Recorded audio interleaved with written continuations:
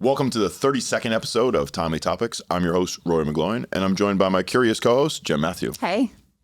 Our theme for this episode is managing conflict. Jen and I debate all the things about conflict, including the good parts, the bad parts, and even a bit of the ugly stuff, too. We take a deeper dive into conflict styles to help listeners think more carefully about how they engage in constructive conflict resolution. And we learn that conflict isn't always fun, but it can produce better relationships when properly engaged. We also take some time to hear from our listeners in our correspondence segment, and be sure to stay tuned to the end of the episode for our good idea, bad idea segment. You ready, Jen? Let's do this. Welcome to the Timely Topics Show, where we're bringing you all the buzz and banter of today's business conversations. Straight from our studios in downtown Hartford, with your hosts, Rory McGloin and Jennifer Matthew. Welcome to the episode. We are here in the beautiful month of May. The sun is shining. It's a Friday. We're recording. Yes. I'm in such a good mood. That's awesome. I'm in good mood too. But I have to say, like, the one thing that kind of sometimes kills me about May is I feel like all of the work that you've been doing since the beginning of the year is like coming to its like first fruition. Mm-hmm. So for me, I look at the calendar year and I say like January 1st to Memorial Day is like this big rush. And I'm really looking forward to that Memorial Day break because then it's like summer's here, changes everybody's mindset.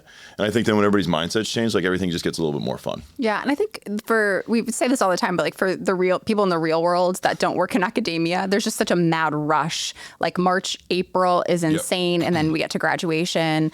And then for us, we have summer programs, so we're like revving up to get that going. But I completely agree. I think it's like our end of year for most people where they're like running to get things done across the finish line before summer gets here. Yeah, and I think that is one of the things that is nice about the academic calendar, right? Is that it does come with these start-stop moments, and it makes it very reflective. So when you talk to folks that aren't, which is the vast majority of our listeners, like you ask them, like, when are you reflecting? Like, what are you talking about, right? Maybe it's a Thanksgiving, as we've talked about, or maybe their birthdays, right? But we are like almost forced to have these like reflective moments, which is bittersweet. It's great, but sometimes it just feels like there's so much pressure mounting. So I'm actually really looking forward to getting together in a couple months here when it's summertime, and then feeling like, you know, we're in a better part, we're in a better state of the year. I also just love summer, so I'm looking forward to that. Yeah. What have you been up to lately, Jen? So speaking of reflecting, I was driving around the other day and I was thinking deep in reflection about some of like, bear with me on this one, right? Okay. So I was thinking to myself, there are like weird things that I do. I know that's surprising to you. That's right? Very true. Weird things that I do. And I was wondering, I'm like, do other people do these same things? And it's actually not weird. Like it's more common than you think. Okay. So do you have an example of a weird thing that you've been doing amongst the many that you can choose from? I got so many. But the one that I was thinking about is I don't often watch TV, which you know as well, because you don't do that. But there are some times where I feel like I just need to like mentally decompress. So I will go to my TV where I have like a bajillion streaming services and I will start at one end, click into it. I will scroll, I will find good shows and I will watch the trailer. I will save it. So I start to like hoard away some good shows, move to the next streaming service. And by the time I get my like fix, my 25, 30 minutes of hoarding TV shows, I'm now bored and over it and like done watching TV. So I don't ever actually watch anything. I think that happens to a lot more people probably than you think. I think it takes tremendous discipline to open your streaming service and just press play on something. Like, I can't do it. You can't do it. That? We need to find out. And I need recommendations for TV shows or movies that are like can't miss, much watch. And I need somebody who knows me so well. I want nonfiction or based on reality content because I don't have time for the fictional content. And when I go through, I scan and I'm really just consuming trailers and then moving on. So you want documentaries, not like reality TV. No, documentaries. Okay. Or I love a great fictional movie that's based on real life. Like those are my favorite. There was a movie I watched not too long ago called Roof Man. And it was about this criminal who was cutting holes in the tops of McDonald's and going down and robbing the McDonald's through the roof. And he ends up getting locked into a Toys R Us, as the movie actually portrays it. It was really a Circuit City when it happened in real life. And the whole movie is based on his time, these like weeks that he spends inside of a Toys R Us. It's a fascinating movie, but it's based on a true story, which, you know, captivated my attention. Was he robbing French fries? Like, what? No, real dollar bills. Oh, wouldn't we pick something a little more lucrative than a McDonald's? Or I'm I'm pretty like, sure that they've now sold we're in deep strategy. billions and billions Yeah, that's of true. hamburgers, so they're doing all right. So yeah. I know that I could probably type up a long list here of weird habits that you have. But when I said that, did you think of any off the top of your head? I don't know if they're weird habits. Like we were talking about some of the things that we do in our day-to-day basis. I think I have a weird habit that probably speaks a little bit kind of to me. So if I will drink a glass of water, right, when I'm at home, I will fill up the glass of water and I'll leave it next to my fridge, even though if I'm leaving the house, so that when I come home, I have a glass of water prepared and ready to drink for me. Like this is my commitment to hydration, is making sure that I always have a glass of water filled up around the fridge, which I do know that my housemates probably think is strange, but it works for me. And you told me that you think it's weird. And you also had some insight as to why you think I do this. I have a lot of insight as to why you do a lot of the things that you do, but I feel like you are planning for the future. Like you are not focused on the now, which is like finishing the glass. To me, it's like you finish the glass, it goes immediately in the dishwasher. Like I don't know anyone that keeps dishes in their sink. That weirds me out. No. But so it goes immediately in the dishwasher. Then when you get home and you're ready for water, like you make the intent to show up and grab some water. It's not planning for the future. And there's another thing that you do that drives me nuts. And we've had this debate, and I'm bringing it. Drive you nuts. Okay, but I'm bringing this on for everybody else because I need to make this debate out in the open. I need to hear other people. Parking. Mm-hmm. Pulling into a parking spot, backing into a parking spot. Yeah. What do you do? I back into the parking spot. Why?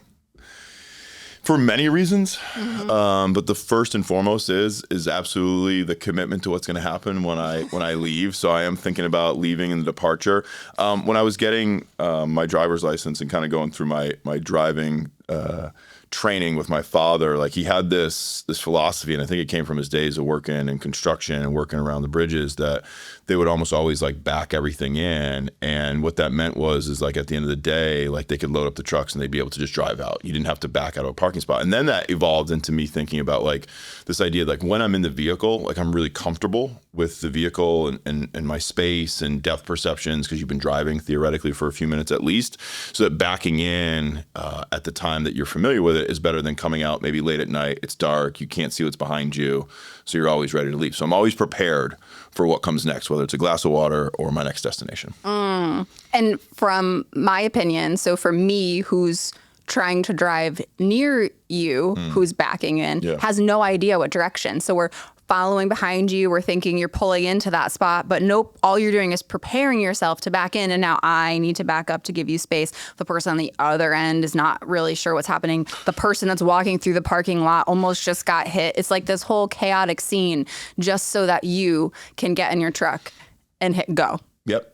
Okay. I think that's right. Just for the record, though, one, I park relatively as far away as possible from anybody else in the parking lots, and as far away as I can from the doors. So I don't think I'm holding up too many people. You know, and the thing you said to me one time was you said you go through so much of your life trying not to inconvenience other people. Yes. So if you take 2 or 3 seconds back, that you've earned it. We're at least even. I still think I'm up. I still think we're even. Let's go back to one more topic that we never talk about on the show, is movies.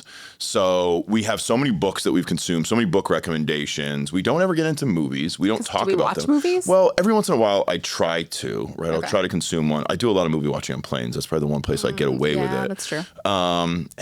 Do you have a favorite movie, or do you have like a set of movies that like you love, that are poignant? I love the movie Serendipity. Okay. So just some of like the old school, like rom-com-y. Okay. The Holiday is fantastic. But yeah, no, I don't know if I don't think I have a favorite, just because there's so many good ones out there. What about you? Do you have a favorite? I don't have like necessarily a favorite, but like I have a couple movies that like I really like love. Like A Bronx Tale is like one of those movies that I love. Like I love the story and the actors in it. And it actually was originally a single man show that Chaz Palminteri used to do on his own. So he'd play all the characters. Oh, that's interesting. Yeah, it's very cool. I actually got to see him perform Mohegan Sun one time, and he does the entire movie, single man. Super, super cool. So that makes it very, just so dynamic and so interesting. And then I really like certain directors. So I like Guy Ritchie films that are, built around that kind of thriller, and it's got some sort of, ending that you didn't see coming. Or the Coen brothers, like some of their movies are really good. So if you guys have recommendations for us, knowing your 2 favorite co-hosts, and you want to send us in some movie ideas, let us know. Speaking of sending us in some ideas and getting into correspondence, let's dive into some of the correspondence that we've got over the last couple weeks from our previous episodes. Jen, I'll kick things off on this one.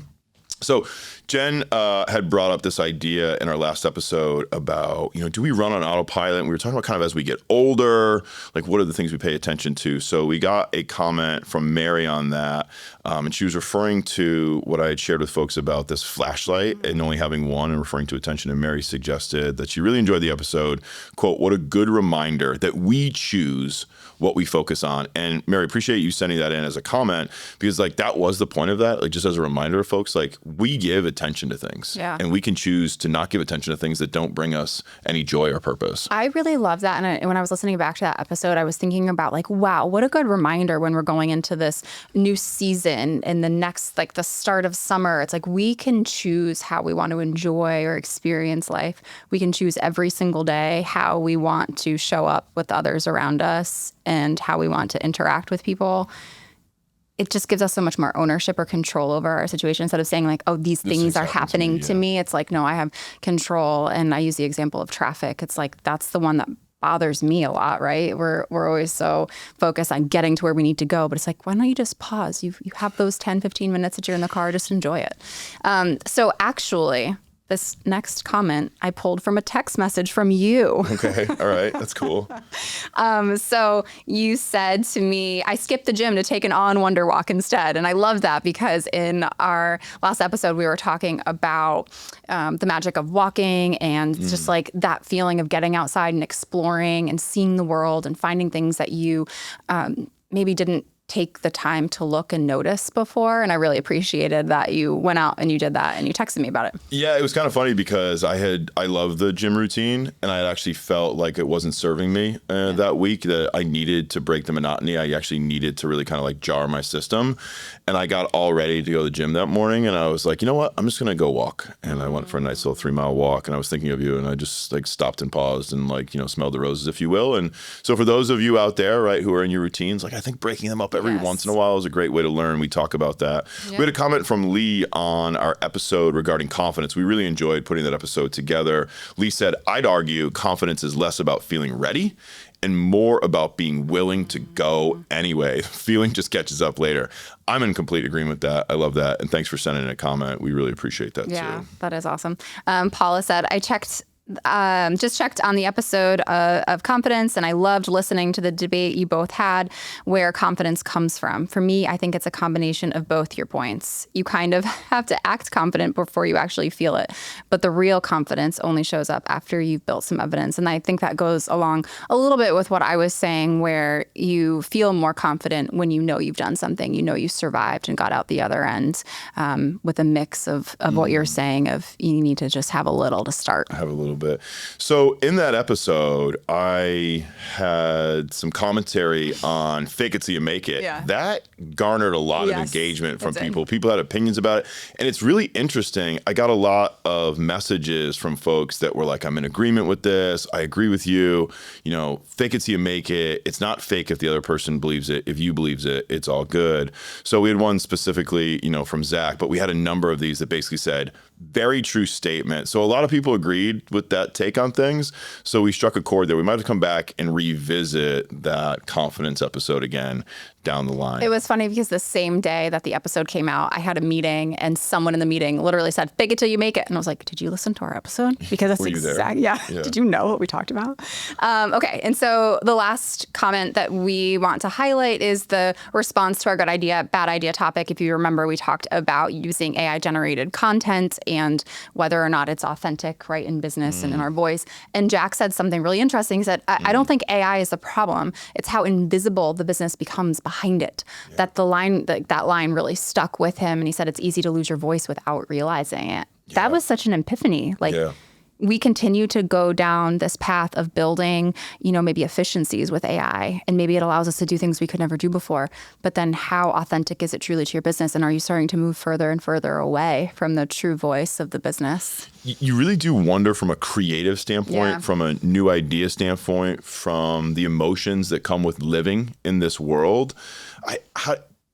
AI is not capable of replacing that, but I see people going that direction, right? We were talking about before the show started about, throwing our image into AI and seeing if we get some fun outputs and then getting something back that you looked at and you go, it doesn't represent it, right? Because it doesn't feel authentic to who we are. I think AI has some great places in terms of opportunity for digging in data and for being able to uncover, especially when it comes to health, environments, right? When we think about maybe manufacturing or engineering, absolutely.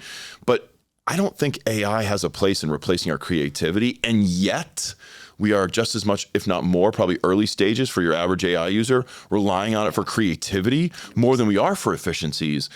I don't know, where do the new ideas come from if we stop generating our own? And I think there's probably a lot more to talk about later on in the season. If you have an opinion on AI or anything else that we've been discussing in any of the episodes, we'd love to hear from you. As always, you can send us an email, Collaboratory@uconn.edu. We can find us there. You can also find us on LinkedIn at Connecticut Center for Entrepreneurship and Innovation. And of course, we're always on Instagram, TikTok, and we've got our own YouTube channel too, at UConn CCEI. Guess what just happened? No way, you're kidding me. Hey, did you hear about... Are you sure about that? I can't believe they... Really? It's time for Timely Topics. Conflict is inevitable, especially on teams. In this episode, Jen and I break down where conflict comes from and the common conflict styles that we see in relationships.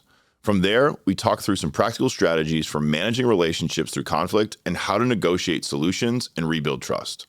Conflict can end relationships or bring them closer together, but there's usually no avoiding it. So let's tackle this topic together. All right, Jen, we're talking about conflict, so let's see if we can get through this in a measured manner. So let's start from this place. I'm going to kind of ask a personal question to kick things off.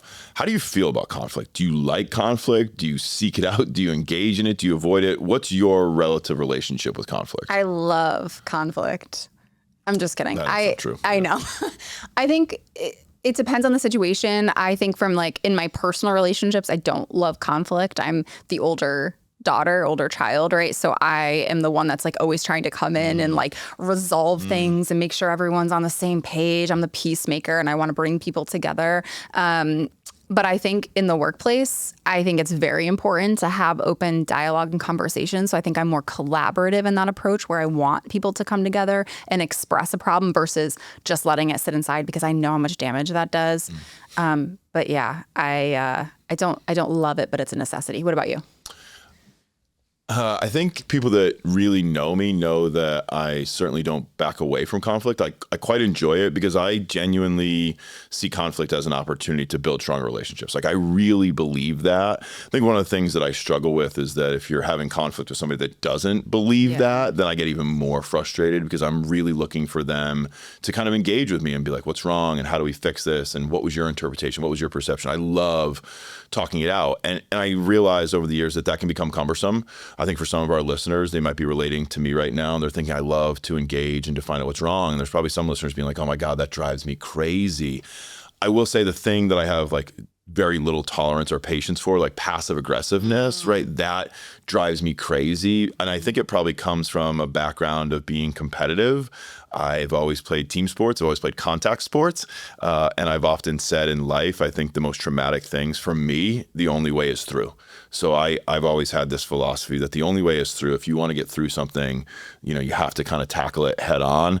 And so when I deal with folks that don't want to tackle it head on, that's very challenging for me. Yeah. I love the quote that conflict isn't the problem, it's how we handle it. Right. Right. And so conflict is a necessity if we think about relationships. Only way to build, to grow, to learn, to expand together is to have moments where there's friction and we butt heads, but we then figure out, okay, how are we going to repair the relationship or repair the situation to move on from that? I think without the conflict, it's unhealthy to not have natural conflict. And actually, when we look at the literature on interpersonal relationships and how they've studied the idea of relationships, we have to acknowledge that relationships both come together and come apart. And so Knapp was the researcher who came out with this great model of the stages of interpersonal relationships. And they show these early stages of bonding. And usually the beginning of a relationship is forged around self-disclosure, where it's oh my God, I like that movie. I like that place. I love that meal. I love that restaurant. And we're coming together.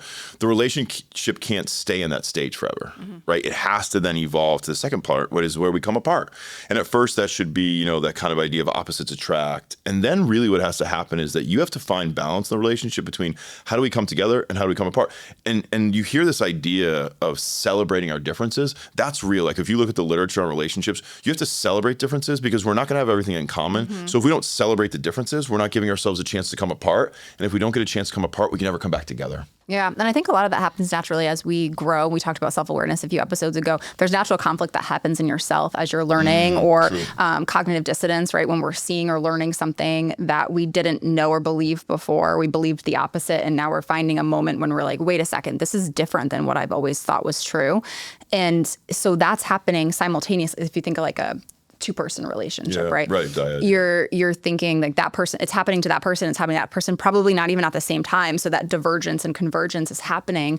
And when you are in a relationship and you're having these kinds of situations, this can happen in the workplace, it can happen in a personal relationship. How do you maintain the communication necessary to have those conversations around conflict and navigating that? Yeah, just as an aside, before we move into kind of this idea of where conflict comes from, I'd love to acknowledge this idea and the value of keeping friends or colleagues in your life that are outside of your peer group and typically outside of maybe your age. Something you said there that I think maybe some of our listeners will recognize is that if you look at the vast majority of people that you want to spend time with, they're usually about your age, right? And probably because they're going through the same internal conflicts at the same time. So I find myself, it's easier to relate maybe to somebody that's in their early 40s than it's going to be to relate to somebody that's in their early 20s. And yet I would argue that by maintaining relationships with people of different ages, you maintain perspectives. Yes. I think that's why we can learn so much typically from people that are a little bit older than us, right? They have that wisdom. They were there in their 40s. They were there in their 30s. They grinded. They worked hard. They made mistakes. And so when they give you advice, they're giving it from a place of like, I've been through that internal conflict before. I think that's a really cool takeaway because we're going to talk about strategies, and that wasn't on our list. One of the strategies is maintain perspective by spending time with people that are outside of your peer group. Yeah, and it's interesting because in the workplace, we don't necessarily have the ability to decide who we spend our time with, right? And our workplace is so diverse in age. So we are working with, at least in higher education, we're working with student employees that are 18 19 years old, all the way up until, retirement age. Yeah. And beyond. So let's dive into this conversation for a second, Jen. Let's ask a question, and maybe we'll focus this primarily on the business side, the organization, the workforce side. Where do you think the vast majority of conflict stems from? What do you think it's rooted in for your average everyday conflict that everybody, I hope, that's listening right now kind of experiences in some regards, right? Because we think it's good. Where do you think it stems from? What's your opinion on that? I think it's surrounded, to me, communication. I think that there's often challenges with the things that we think we say and how we say them and how the other person interprets or chooses to listen. I don't think we're naturally really great at communicating. And in the workplace, when I come and say something to you, I might only tell you a piece of the story because I have the rest of the information inside of my brain. You're just hearing it for the first time and don't have the background story. You don't understand my tone if I'm angry. You don't understand my intentions for bringing it up to you. And then you just came from another situation that clouds your ability to naturally take what I'm saying. We never come to anything neutral, right? So I think communication is one of the biggest challenges. And I know you have a different sort of perspective on where conflict comes from. And I'm curious if you want to dive into that. Interesting to me, like you talk about we don't come from the same place. And I think you're right, or I should say I agree with you. I think for me, I think about it as resources. If you think about in the world today, what are we conflicted over? Resources. And then if we just kind of take the macro view and bring it down to our day-to-day relationships, I think a lot of it has to do with either access to resource or perceived access to resources. And of course, we think about things like money and time and maybe how we're allocating projects. But I'll go one step further, and I think something that we overlook is what type of access do we have to decision-making resources, or how much access do you have to the boss, right? How much access do you have to the founder? How much access do you have to the clients? And I think we live and work now in a world that feels, as I described, very vertically integrated. So we have the opportunity to have access to everybody on the team. We have an opportunity to have access to all of our customers and clients and vendors, and yet we still have relatively fragmented roles in the sense that, okay, okay, Jen, you're going to handle talking to the customer. I'm going to deal with our internal ops team. Julie's going to handle dealing with the advertising and the marketing side of it. And then we come together for a once a week meeting. But in reality, we actually have no barriers to any of the people, but we have perceived barriers. And I sometimes think like access to decision-making resources leads to conflict in your average everyday organization. I also think part of that is control. And we always talk about uncertainty reduction. Part of that in any environment is having control over your situation and then being able to understand the potential implications of the forces that are external to that situation. So we dive into this a little bit deeper now and we say, okay, so let's say that the majority of workplace conflict, the conflict that I think many of our listeners are thinking about right now, they're thinking about a relationship with somebody that they have at work or in their business space. And we say there might be a resource allocation issue and that's rooted then in misperceived communication. So I'm receiving something with the lens of the fact, well, you have access to that person or you have access to those resources, or I didn't have any say in that decision. I didn't have any control over that. And now I'm dealing with the consequences of your decision. That sounds about right. One of the things that we came up with and talked about that I think might be interesting for listeners to think about is, what are the currencies that your audiences, that your peers, your partners, and your colleagues value the most? So if we think about this just like an actual currency, right? Like, what are they trading in, right? So are we trading in dollars or are we trading in something else? And for some of us, those two primary currencies of time and money, they could be at the forefront. We've talked about this in previous episodes. We've talked about gratitude. We've talked about recognition, celebration of our accomplishments. And so all of those things for me stem down to not values. And we spent a lot of time on the show talking about values. So I want to push our listeners a little bit past that right now and say, what are the currencies that we think have the most value, gold, silver, and otherwise, to the folks that we're dealing with? Jim, you've been able to manage so many teams for a long time in a variety of different roles. What do you think are some of the currencies that maybe stand out to you in the workplace? So recognition is definitely a big one. Recognized for the work that they've done, or being recognized as someone who's capable to take on a new project. So wanting to be called out for that. I think that we also see status is the wrong word. I guess status. Let's go with that, because I was going to say title. I think a lot of times a title matters for people. Yeah. Authority, the power that comes with sometimes that decision-making power, or perception of authority, or perception of competence, which then makes them the title competent. Yeah, for sure. We had an interesting conversation. I'd love to get into this. We talked about how do you show love at work, in the concept of love languages, right? So you have your love languages, which typically are applied to romantic relationships, and we're kind of chatting about going well, does any of that carry over? How do you show or receive the currencies in the workplace that are most meaningful to you? I don't know that I've ever had that thought one time about going, geez, how do my colleagues and coworkers, how do they want to receive that currency? Not what type of feedback do they want, right? Not would they value another day off, or would they value having somebody else to support them with their work, but quite literally, if we turn it into a currency, that might be a solution for folks to sit down with their teams and say, how do you like to express, and maybe love feels a little bit loaded for the workplace, but how do you like to express yourself in a way that shows meaning and currency to somebody else? So Gary Chapman wrote the 5 love languages, right? And then he also wrote the book, The 5 Languages of Appreciation in the Workplace. What I just said of being acknowledged or appreciated is also another way to say that, to show that your supervisor and your team care that you're there, that you matter, right? What you're doing actually matters to the greater good and greater organization. So he sort of mirrors the thoughts of the 5 love languages with the 5, instead of saying love languages at work, because you said, it's kind of triggering, ooh, who wants to be loved at work? Yeah. But I thought that was a really interesting sort of way to think about, how do you want to be treated? How do you want to be shown your appreciation? And then how do you naturally show your appreciation to others? Yeah, and I think the way, we can bring this back to conflict for a second, but I think maybe one of the words that stands out for me is respect, right? How do you want to be respected? How do you want to be honored or revered at work? And so let's dive into this. Let's give some examples for a second. Okay. We were discussing these kind of love languages at work, and we were thinking a little bit about this. And I was saying that the ability to give words, right? I like to give words, that's words my of thing, affirmation. Right? To give words of affirmation. I like that. that. That makes me feel good. That's not everybody's looking for that, but that's the one that I like to give. You like to tell other people that you appreciate them or that you acknowledge that they've done something in support of your because I think that I try to use it as a conflict resolution. I think being seen is something that is really important for some. But then you had one that I thought was really great that you shared in terms of like wanting to offer people quality time. And this is the one that I want to kind of dive into for a second from a conflict standpoint. So Jen was saying, one of the things I like to offer, in certain relationships, I want to give people quality time. I'm going to give them my attention. The phone's going down, the laptop's going down, and I'm now present.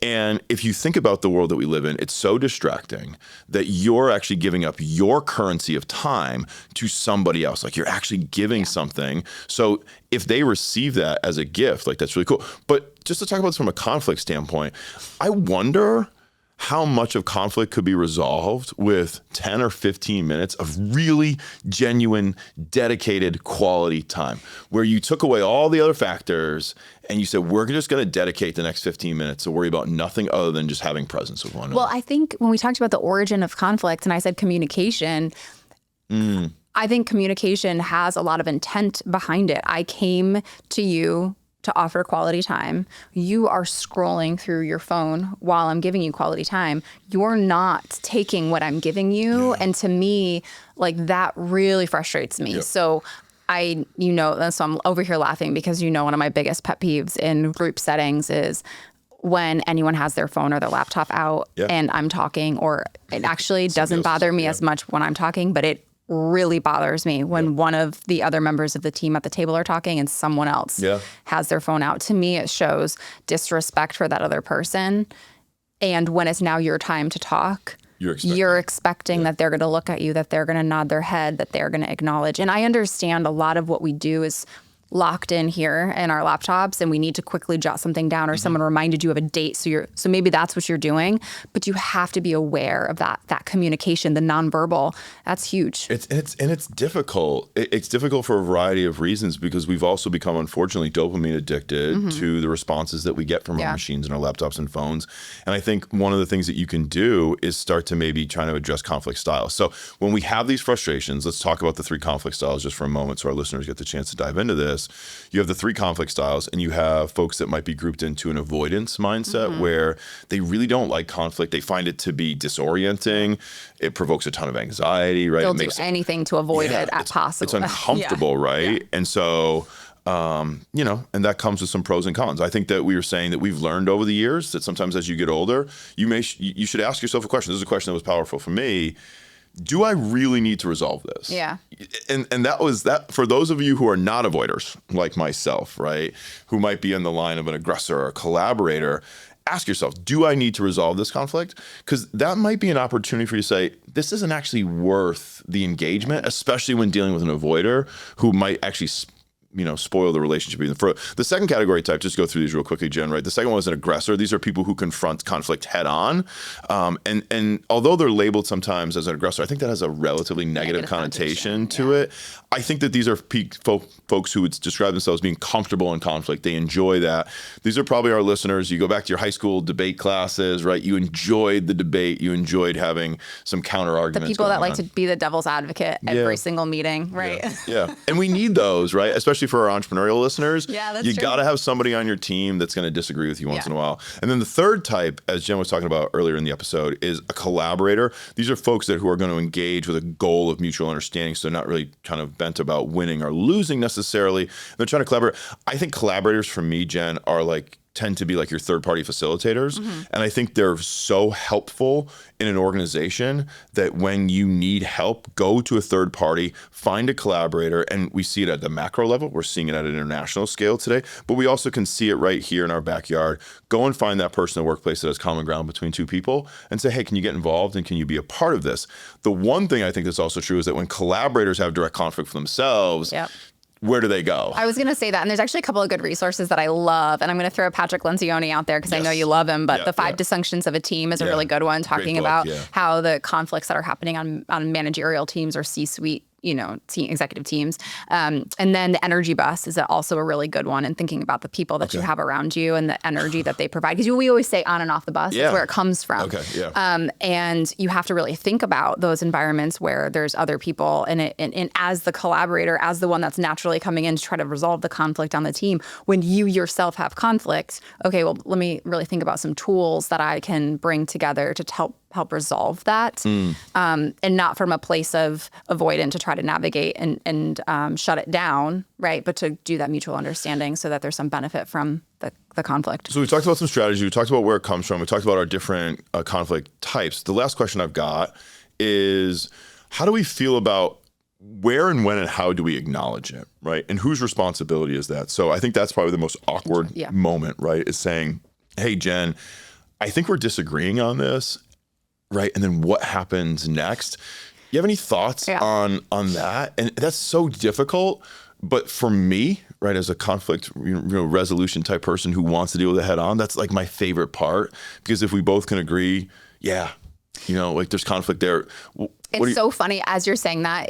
There are people like you that you are very hyper aware because you are sensitive to other people around you and you don't want to cause conflict when unnecessary, right? Unnecessary, yeah. And I think that by even coming to someone and saying, I think that landed wrong, like I think that was a problem, and the person was like, oh, I didn't actually even think that, right? Like I had no thought about that. Then you like unnecessarily created conflict. I've done that. But yes, you have. And so have I. But I think what that does, and I think other people, when that happens, like appreciate that there's someone around them that is so willing to stand up and say, hey, I think I did something wrong. Like I just want to check in and make sure we're good. I would rather have that than someone does something really terrible and then doesn't recognize it at all. So I think we can say we would err on the side that I think if you care about the relationship, that, a little bit more communication is probably going to do better than a little bit less. 100%. Let us know your thoughts through some communication. Send in your ideas, some conflict resolution strategies that you've had, or maybe any great books that you've read recently, and share them with our audience. Good idea. Bad idea. All right. So for today's good idea, bad idea, I wanted to do something that's sort of alignment with the idea of conflict. Ready? So they say that praise in public, correct in private. So that quote, right? Mm-hmm. Do you think that it's a good idea or a bad idea to praise team members in front of each other, but then just leave the feedback opportunities for moments of privacy or behind the scenes with that individual? Okay, so it's really interesting. There's been an update to the literature post-COVID on this topic. So prior to COVID, when you had the vast majority of organizations coming and working in a face-to-face setting, right? Before we got really hybrid and remote, this quote and the research around its impact was actually correct, that people trusted that supervisors were doing corrections in private, but there was an opportunity to see to some degree that there were meetings taking place or that people were being called in, and you could actually see corrections in a more immediate opportunity. Here's what's changed. Post-COVID, we go to this remote hybrid workspace, and you have so many teams now working together online. The literature is updated, and it actually suggests a change that both praise and correction in public are the way to go, because if you are conducting the vast majority of your exchanges in a virtual setting, it's going to allow the rest of the team to recognize that corrections are taking place. So one of the things that they found was that there were frustrations amongst teams. So supervisors would say, yep, I'm going to go ahead, I'll speak to so-and-so, I'll let them know that they need to improve their work performance or their attitude or their behavior in this way. And then if the colleagues didn't see any immediate changes, they actually started to question the supervisor to say, did that actually happen? So especially important for teams that are virtual or remote based. Now, of course, the corrections should be constructive, right? We're not trying to put people on blast necessarily in the vast majority of settings. The one exception to this that stands out that's really cool is if somebody comes to you and asks for feedback, that should be done in private. So when somebody's proactive and says, do you think I could have got better on that project? That's not something that you want to handle in a public space. Like that's kind of a one-on-one. But when their decisions have impacted the team, those corrections actually being done in a group team setting are actually going to have more impact than if they're done in private. So not necessarily an opinion on that one, but that is the de facto update. Wow, you just gave a Jen answer on a good idea, bad idea topic. That's great. Oh, and thank you for asking. I do also have an opinion on this one. Thanks. I think if it's highly personal for somebody, if it's really impacting them and their ability to move up in the organization or do a really effective job, I think that really needs to be done in private, not to embarrass them or make them feel like they're flawed in any way. But if they're doing something that is impacting the majority of that group, talking about it in person, in the group setting is helpful, because what you just said, where the rest of the team gives credibility to the supervisor for managing a problem that everyone knows is there. Yeah, you know what else is kind of cool about that, just to wrap it up, is if you do it in the public setting, it might give that person an opportunity to rationalize or explain their decision making, which then, going back to our conflict episode, maybe offers an opportunity for more dialogue and feedback to improve a process. That's our show, folks. Thanks so much for tuning in. As always, please be sure to share it with your friends or drop us an idea for a future episode, topic, or guest. And don't forget, we produce our show right here in the Collaboratory studio at CCEI in the heart of downtown Hartford. Until next time, we wish you good luck in all of your endeavors.